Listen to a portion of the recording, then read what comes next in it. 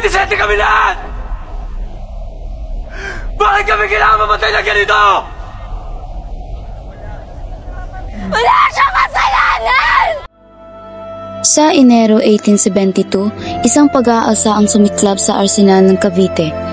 Ang maliit na insidente na ito ay naging isa sa pinakakontrobersyal na sandali sa kasaysayan ng Pilipinas. Ito ba ay isang simpleng pag-aalsa ng mga manggagawa o unang sigaw ng pambansang paghahangad?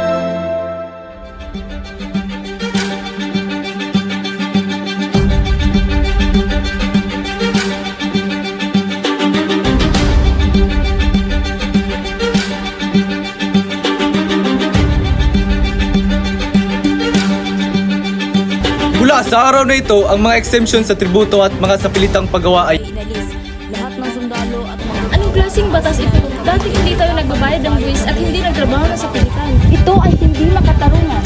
Kung ito ang trato nila sa atin, oras na para lumaban.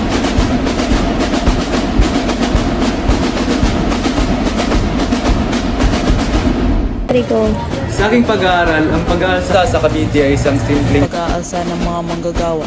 Wala itong intensyong pambansa o politika.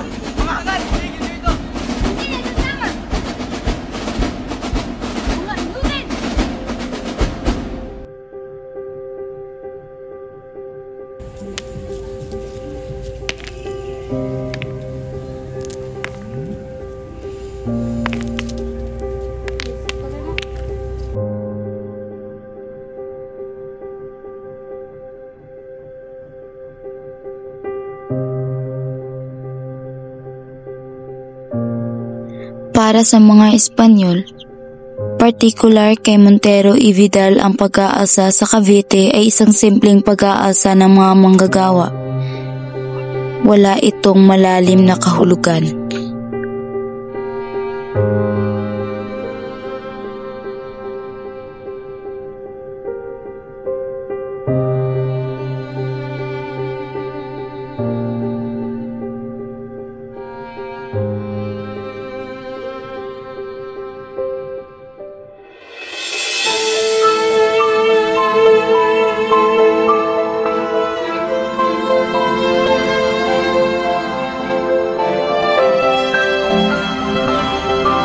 Ang mga Espanyol ay pinalaki ang pag-aalsa upang bigyang katarungan ang pagpatay sa mga reformista. Ang tunay na layunin ng Espanya ay patigilin ang mga pagbabago.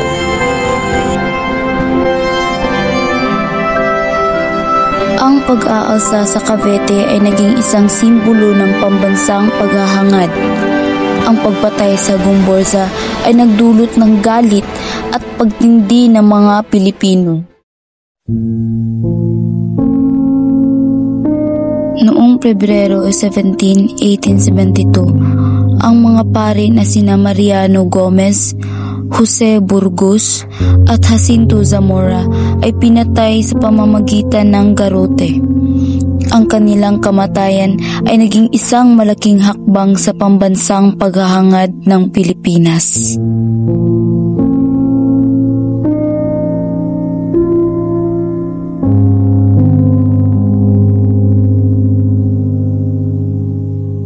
Pagkalipas ng ilang mga taon, inialay ni Dr. Jose Rizal ang il filibusterismo sa kanilang alaala. Ang kanilang dugo ay naging binhi ng nasyonalismong Pilipino.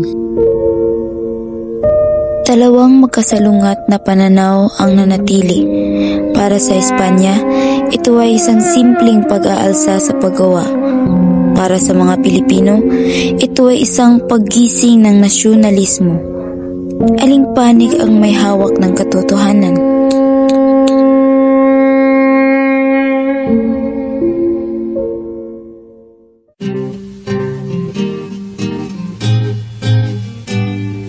Naniniwala kami na ang pag-aalsa sa Cavite ay nagsimula bilang isang protesta sa paggawa.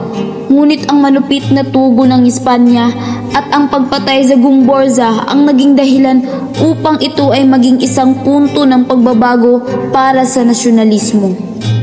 Ang diwa ng pag-aalsa ay hindi lamang pagtutol sa mga dayuhan, kundi pag-aalsa tungo sa pagkakaisa at pagmamahal sa bayan.